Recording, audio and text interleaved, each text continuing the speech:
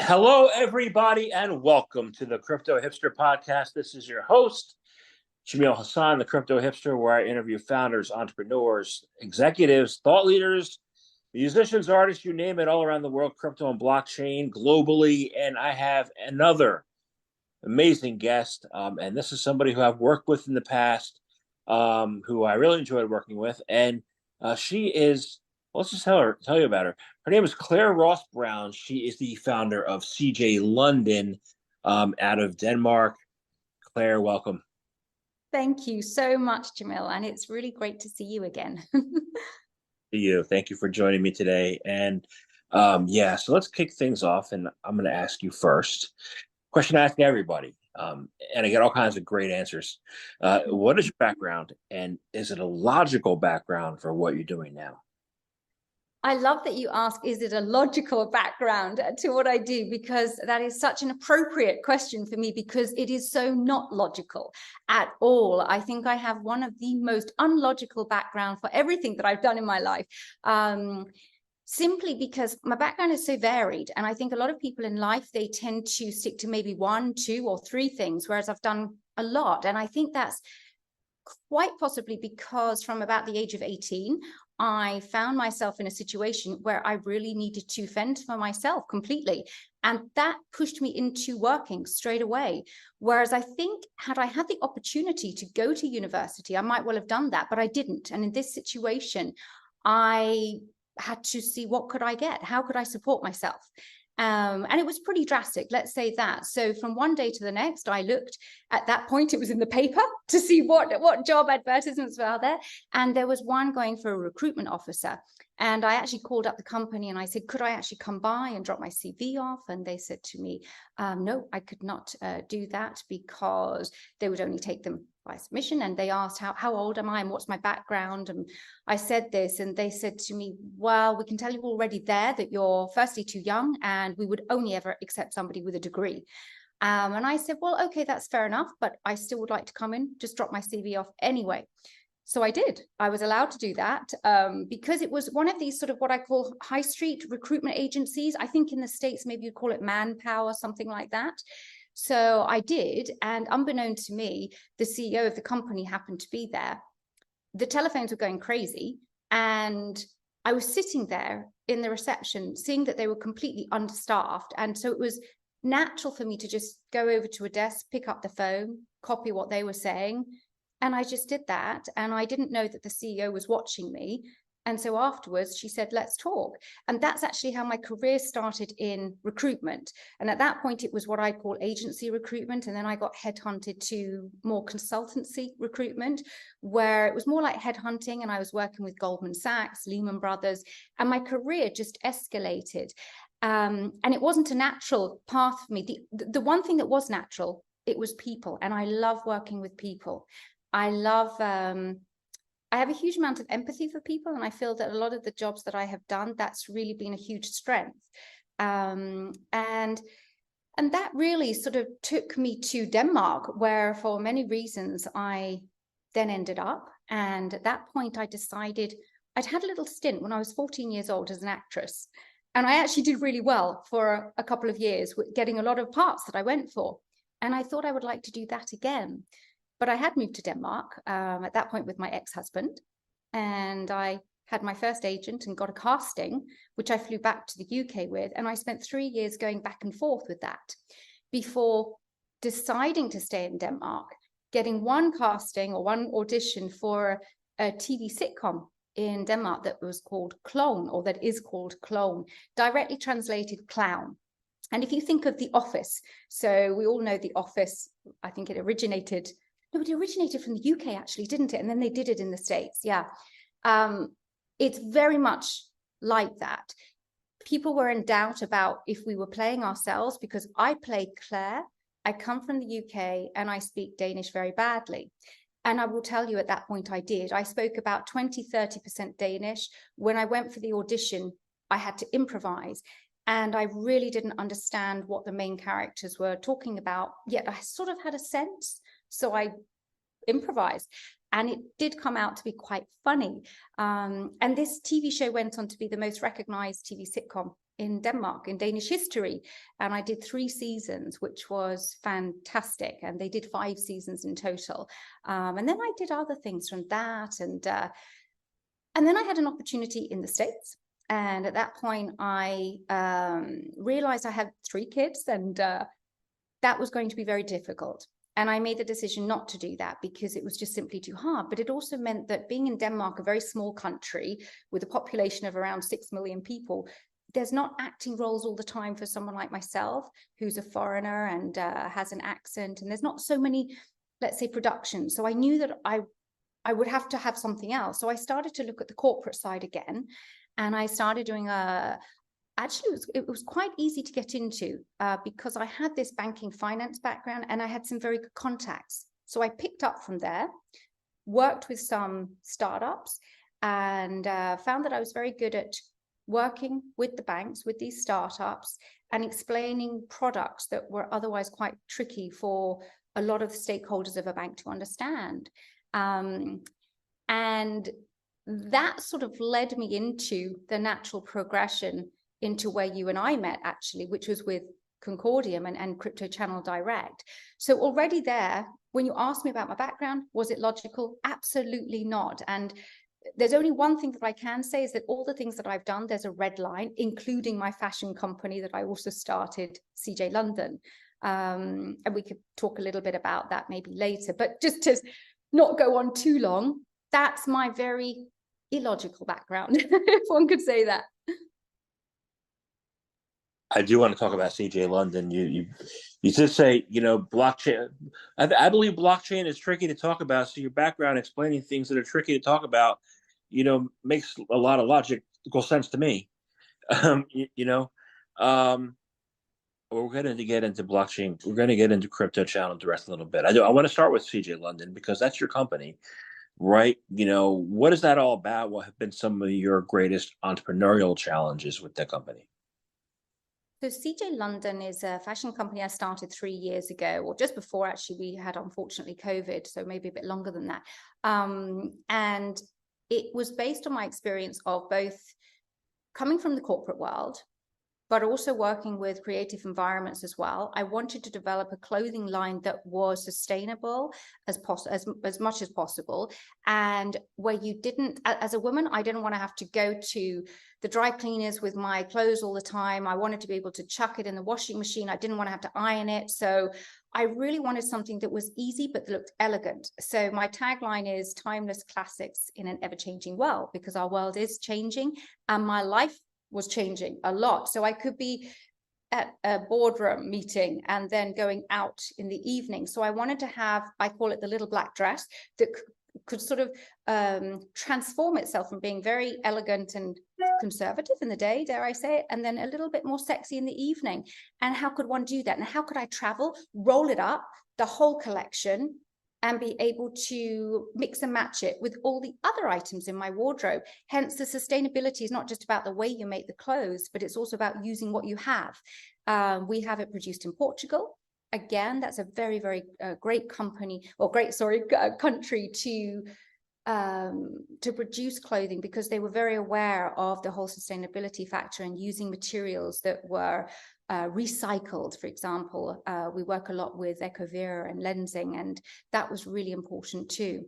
And these clothes are something that I could take with me and wear at any point, dress them up, dress them down. So even when I did Crypto Channel Direct, I could use my own wardrobe and it would look super, I felt, on camera and for the role. And at the same time, it was so flexible that you could also go out in the evening with it too. Got it. So sustainability in fashion is not just how you make them, but the usage of it as well. Yeah, the usage of it. And also, in this case, Portugal is not far from us, and we don't produce our clothes in China. So we're not having to transport them, a long way, which also comes into being sustainable. And it's important to me not to ram that down people's throat, but it's just more the fact that we are as aware of it as much as possible, because I will admit it's really difficult to produce clothing that is 100% sustainable. You cannot, because if you even have elasticity, that's simply very, very hard to do. And even if you talk about vegan products, vegan leather bag, well, how sustainable is the vegan leather? So one can really go into it all, but it's being aware of it and making the choices that you can to do as much as you can. And that for me was important. I loved it actually when I was buying some clothes. If somebody said to me, oh, this is made in Peru, and we're actually working with women that have really come from, in this instance, it was a girlfriend of mine, where the women were coming out of prostitution, drug addiction, and they were getting them to work with this. And for me, that really meant a lot, that I was contributing to buying these items of knitwear actually at the time. So when there's something where you can see that you're giving something back or doing something good, for me, that means a lot. Awesome. So I want to ask you, before we get into Concordium, blockchain has a role in the future of the fashion industry, right? How do you think that the blockchain can help create sustainability, alleviate unfair trade practices, perhaps, and get involved with all that? How can blockchain help? Yeah, and that's a really good question, because I think that, when I first started working with Concordium and their blockchain, for me, initially, it was really having as much of an understanding about it as possible. And I actually have a lot of girlfriends where they will ask me, I don't understand blockchain. Can you explain it to me? And also when we're talking about fashion, and for me, the simplistic way of explaining that was that, let's say that you could take the tag of my dress and you could scan that tag. You would immediately get a ledger coming up of where was this dress made, at what time was it made, where was it made, using what materials, and where were these materials sourced. So you have this massive ledger that's sort of going like this and giving all this information that you cannot change as well. And this would show the transparency of the company. So when I say that I'm sustainable, that's great, but can I prove it? Yes, I can, because the blockchain is going to identify and track all of these things, smart contracts, making sure that your employees are treated fairly, that the factories where you're making the clothes, that they are good factories and that they're not using child labor. And the blockchain massively helps to really show all the transparency of this. And I love that. And I think that for me, I got very excited about blockchain because I definitely saw it as the way forward of the future, not just for fashion, but for everything. Got it. Let's get into Concordium. Okay. You entered the blockchain space when working with Concordium, not a few years ago. We were together on the same team, putting those awesome shows out and creating Crypto Channel Direct. Can you tell me more about what happened there and what you learned from it and what you see as the future of that show?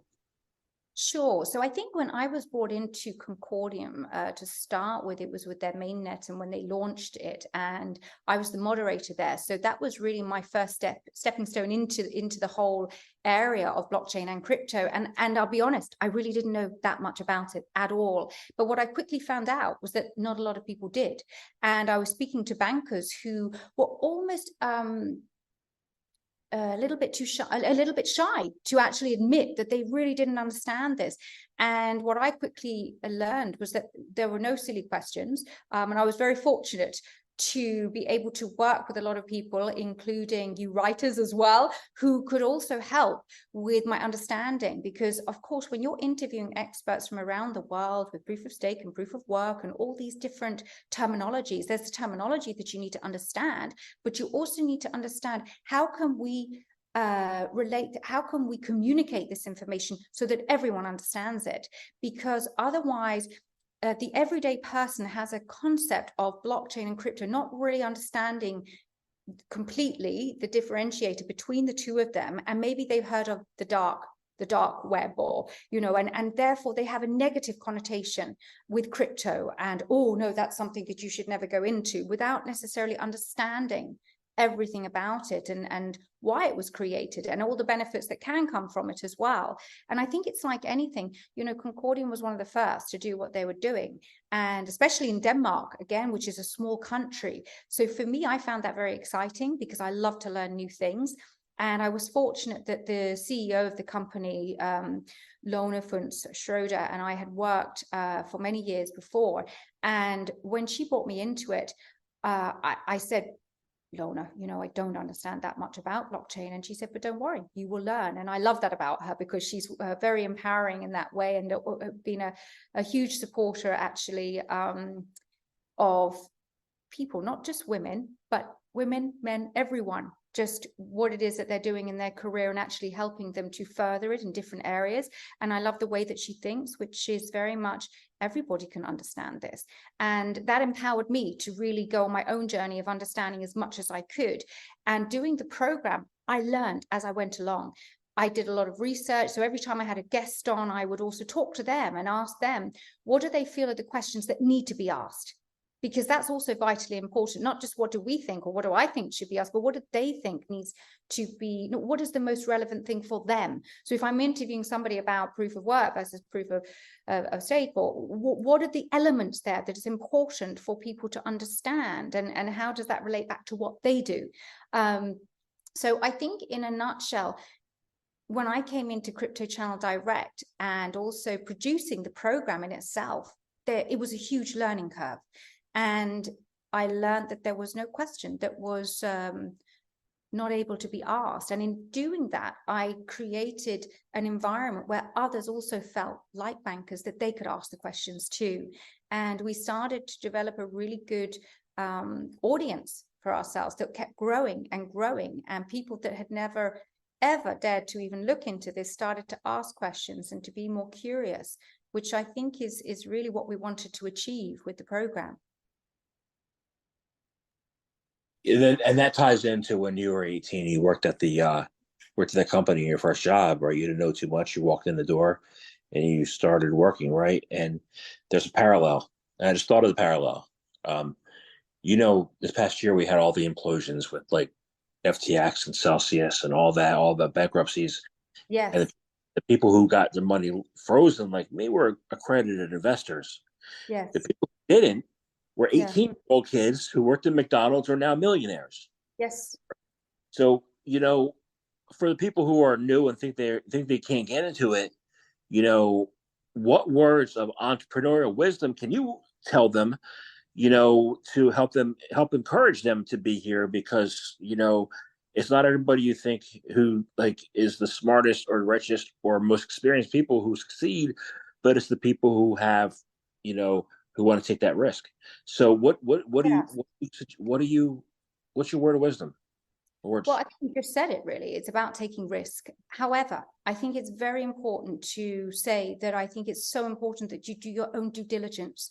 And I think that what I've personally experienced coming into blockchain and crypto is that if you are going to invest into something, only invest what you can afford to lose. And I really mean that. So especially when you don't understand it. So for me in the beginning, I wanted to experience just getting a wallet. What does that mean? And how does that work?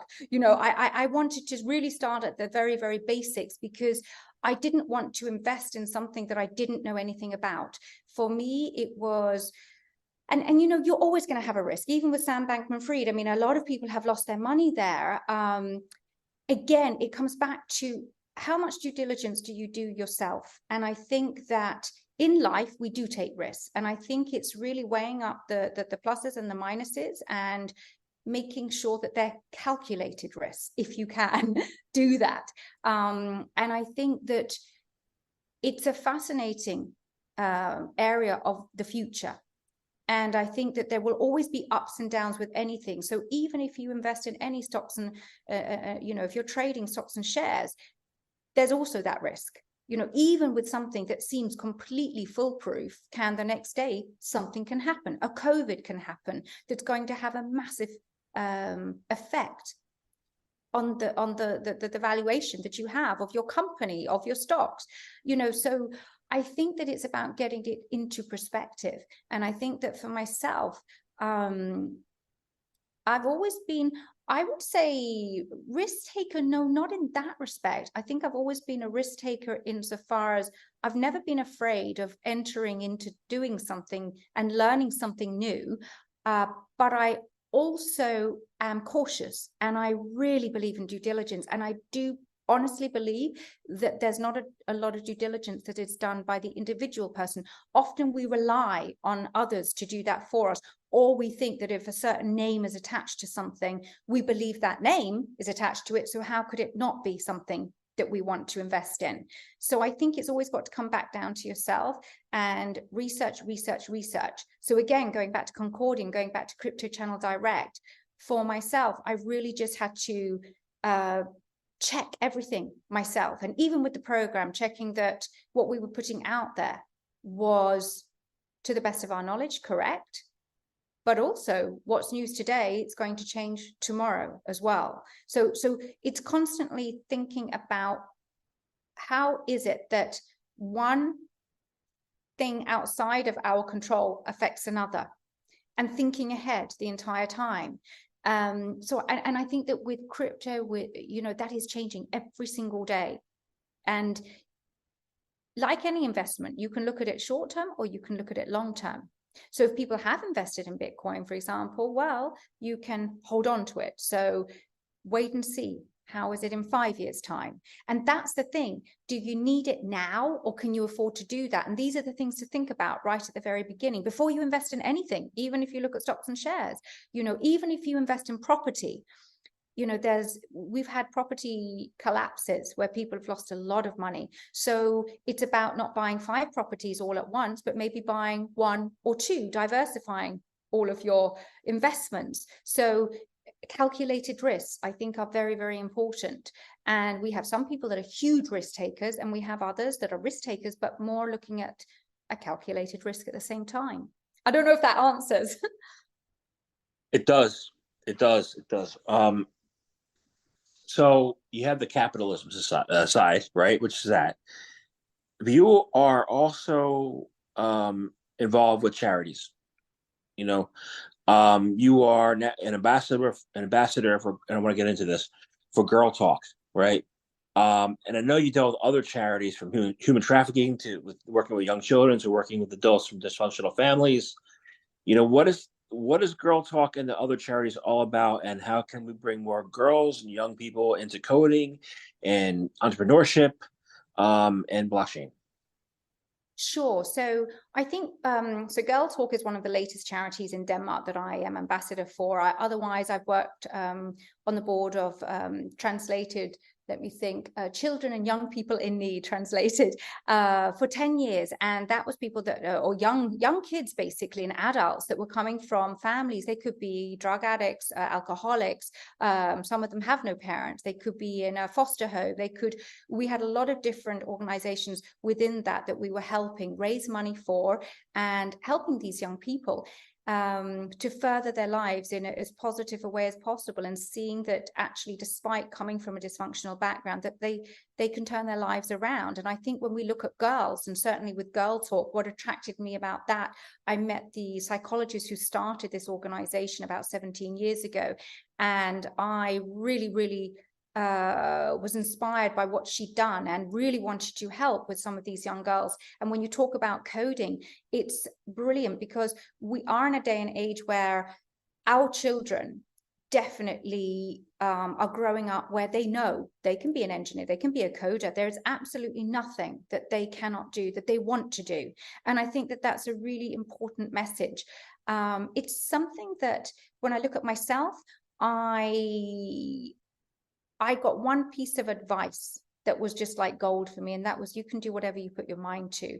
And for me, that was, it was almost as though it shows you the power of your mind, because I feel as though as a child, if you are told certain things, they really go in. Some things just cement. And for me, that was one thing that did. So it's one thing that I like to pass on for example, with Girl Talk. So if we have, in order to get more girls to code, how are we going to do that? We need to bring the awareness of what is that? That could be after school workshops, introducing coding to them to start with, because a lot of these young women don't even know what that is. And they often associate, for example, stocks and shares and investments as being very much something that is on the male side, not the female side. And I know today we incorporate, when I'm saying male, female, everybody. We want it to be something that everyone can do and that feels that they can do. It's just about the learning and about the education. So I think that today, the education that we have,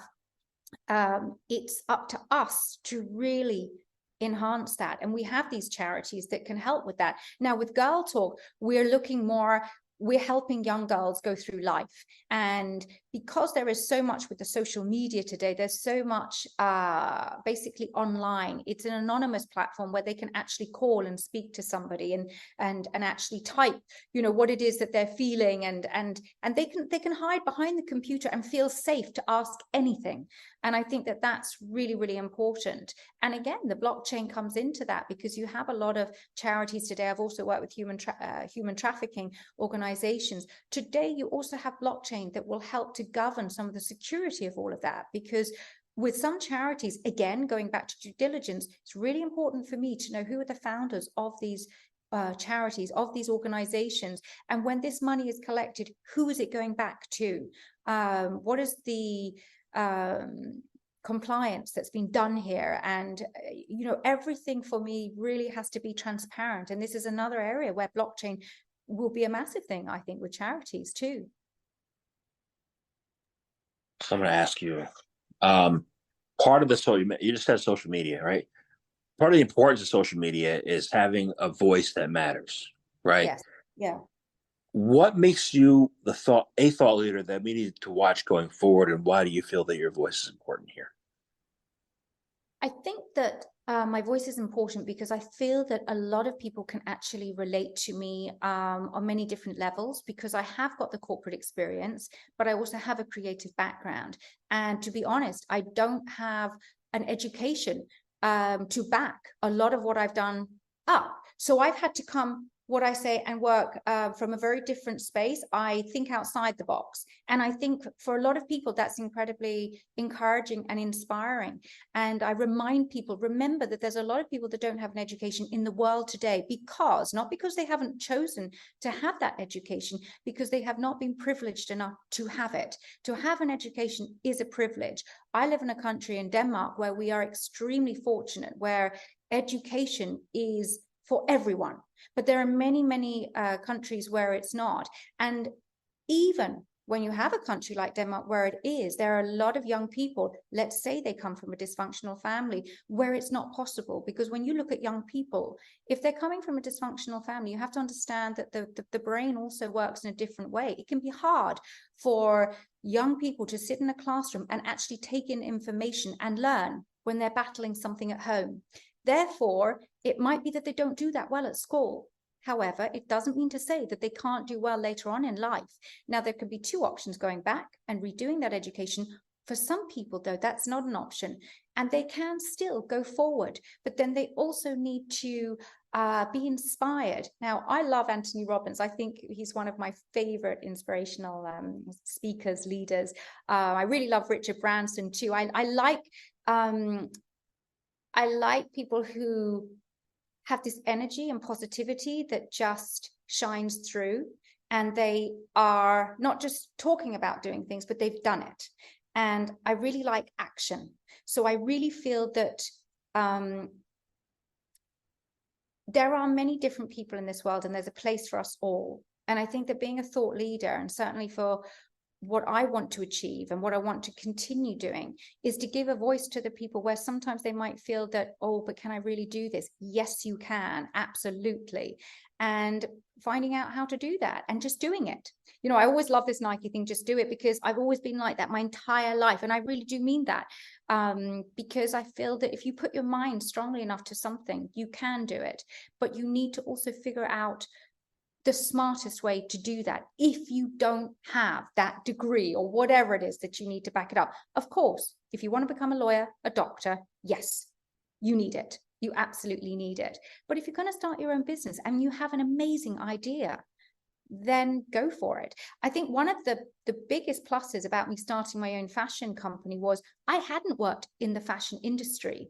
And a lot of people that have been working in the fashion industry actually recognize that being a huge advantage, because I didn't have a lot of the cynicism that a lot of them have, because they're used to all the obstacles that they will encounter. I never saw any obstacles. I just thought, I know exactly what I want. I did all my designs. I had a technical designer who drew up all the measurements, and we had the factories who produced the patterns, and I worked with people who were experts in their area. And that's the key thing. So I had the idea, I could do the designs, but I created and put together a team of experts that were good in their own individual way to make that team and make our company come together. And I think that that's really, really important, knowing what you're strong at, knowing what your skill set is, and then doing that.